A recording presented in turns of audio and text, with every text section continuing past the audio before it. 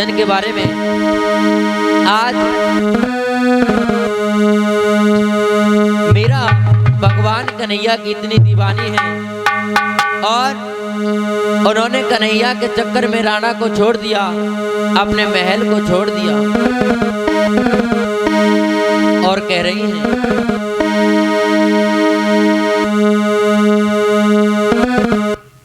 Video कौन बन रही है? तुम आ रहे हो पीछे, तुम्हें आ रहे हो कैमरा में?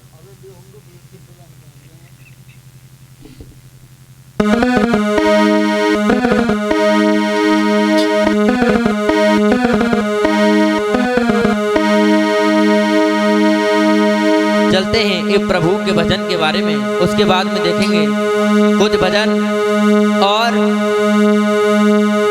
रानी तारा की कथा के बारे में। पाकरी के प्यारे आपका जीवन बदल गया,